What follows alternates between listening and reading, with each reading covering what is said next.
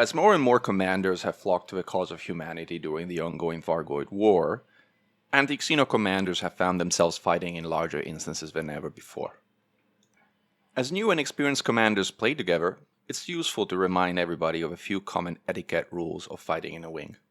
The first, obvious, and most important rule is to remember the human.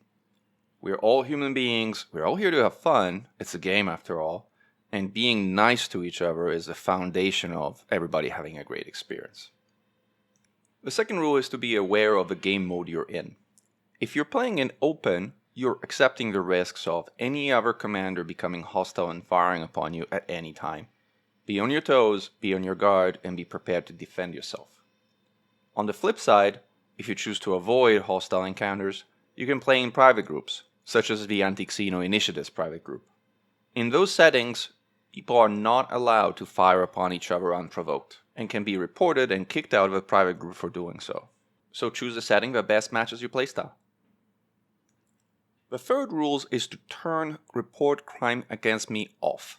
This is really important, as in the thick of the fight, you are almost guaranteed to accidentally hit that one commander that just happened to flew straight into your laser beams. Crimes in this setting is extremely annoying, as it does nothing to help you, and it creates a bounty for the other commander, which in turn requires them to fly pretty far to clear it in many cases, or in other cases, if they get destroyed, sends them potentially halfway across the galaxy.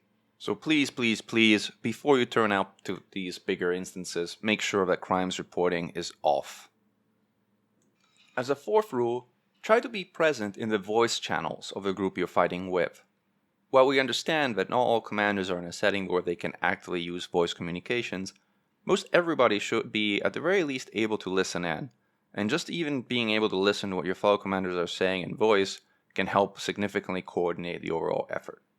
A fifth rule associated with using voice communications is to keep those communications on topic and making sure that your microphone is muted when you're not using it, or that you're in a quiet setting if you're using voice activation. Trust me, nobody appreciates the commander that uses voice attack and has open communications that constantly says, launch heatsink, or boost, or landing gear.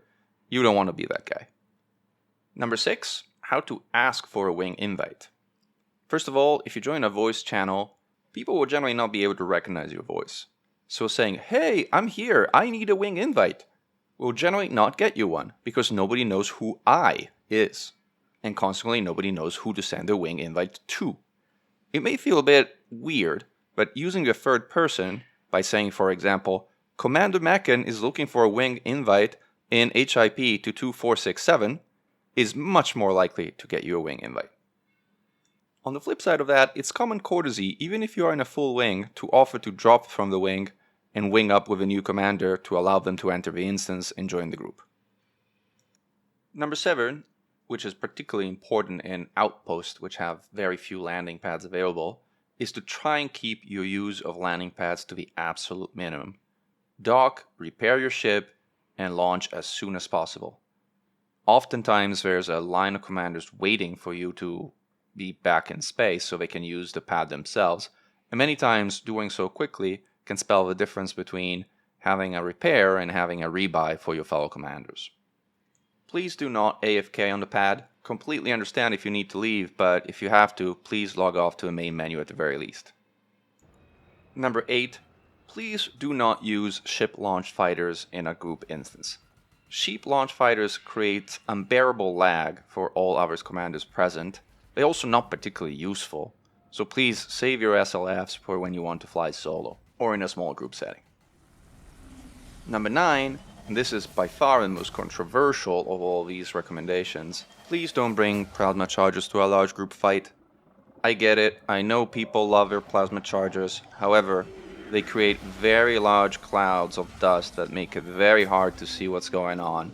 They create a lot of visual lag for all other commanders, and unless you really know what you're doing, you're going to end up creating a lot of panic shields and going to slow the fight significantly down for everybody else. So call this one a personal opinion if you want. However, I do believe that people should not bring plasma chargers to large ring fights. Number 10, do not ram the Fargoid. I understand that in solo combat, ramming the Fargoid plays a particular role and is actually quite a fun thing to do.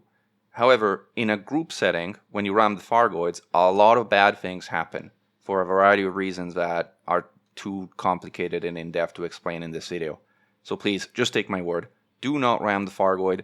The shields are going to go down so quickly anyway based on the number of beams that you're going to put on that thing.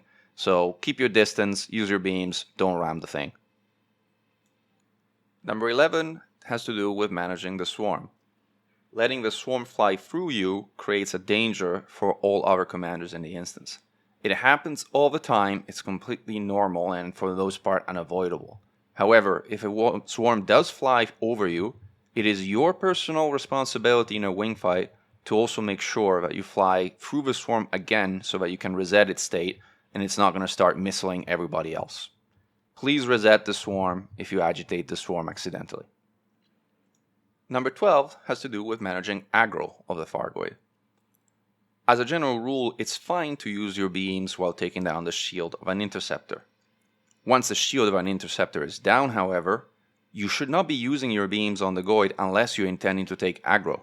In fact, chances are you might be stealing aggro from a commander that is trying to shoot down a heart or otherwise do damage on the Fargoid interceptor.